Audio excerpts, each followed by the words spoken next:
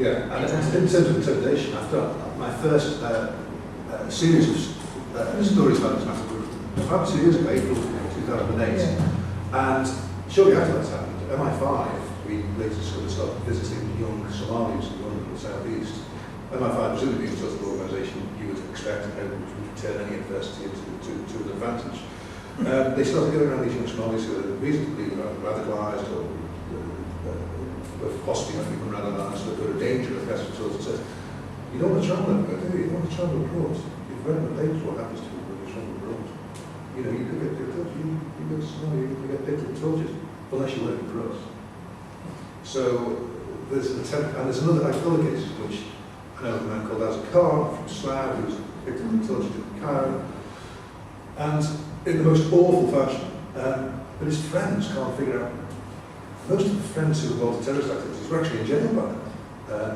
And other friends, they can't understand why this happened to him. Because most of the questions that were being asked about terrorist plot that had already been dealt with and the plots had already been done. And they think the reason is because it was done to intimidate his wider group of friends. It was an act of intimidation. They think. Was it? I don't know. I mean, I think that there's another good argument against torture, a massive one.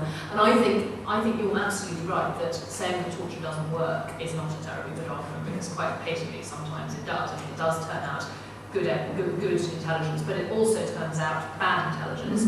And a very good example of that is a chap called Sheikh Al-Libi, who's not a terribly nice chap. I think he was involved in all sorts of horrible stuff, but and he was tortured into saying that Saddam Hussein did have weapons of mass destruction and was in league with Al-Qaeda, and several 100,000 people later.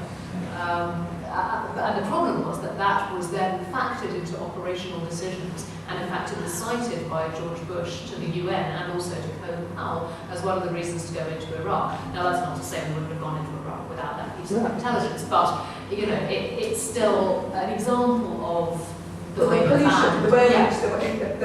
classic argument is that any information taken under duress is polluted in two different ways. It's polluted because you're doing anything to say what will be true, and it's polluted because you've got no way of testing whether it is true. Right. So it's very suspect material.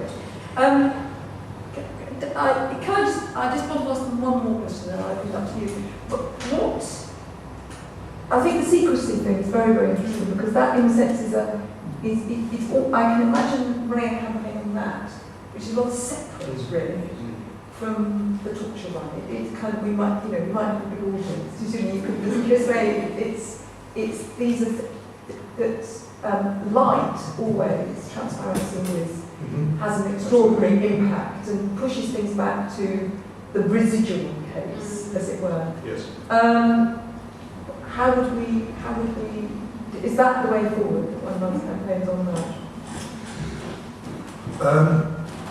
And why aren't judges more aerated about this? Well, I think possibly the judges are starting to think about it.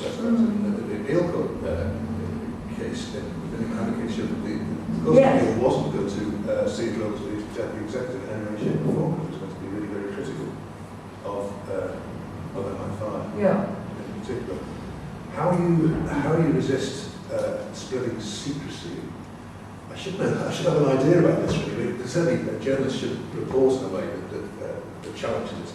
But it's got to be down to the ethics to persuade because this is what's in the There needs to be a real attack on the special advocate system that you described, because the idea that it's absolute anathema to me as a lawyer, the idea that you have a lawyer who then can't tell you about the evidence against you. I mean, it's just disgraceful. And the idea that we, as a country, prosecute people without showing them the evidence against them is terrible.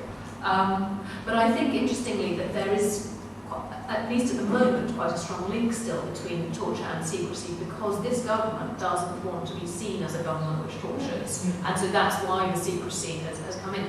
I think, bizarrely, if they were to be prepared to be a bit less hypocritical about it, and this isn't something I would actually like them to do, but if they said, yeah, we torture people, stand up, whoever has a problem, I'm not sure that many people would stand up. I mean, we would, probably, hopefully, in this room. But it's amazing how many people, even in this country, in a very short space of time, have actually decided that torture is really not a very bad idea in relation to people who are our enemies, or even maybe if they're not our enemies, as long as it gets the people who are.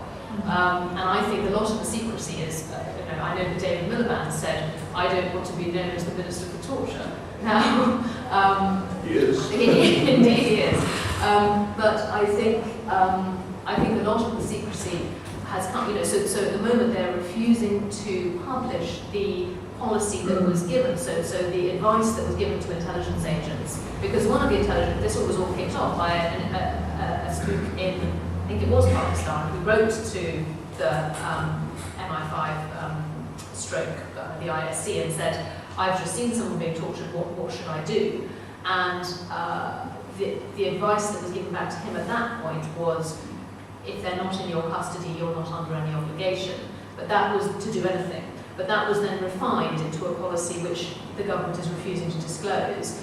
And the thing that's very interesting about that, I think, is that it means it's very unclear where the accountability lies, whether it's the people on the ground who are in any way responsible, or whether actually they were simply doing what they were told by people further up the chain, in terms of the way they were supposed to behave. Historically, that policy is still in effect. It's about to be replaced, I think, actually, but it's the thing that has been in effect during the entire period, which is worrying.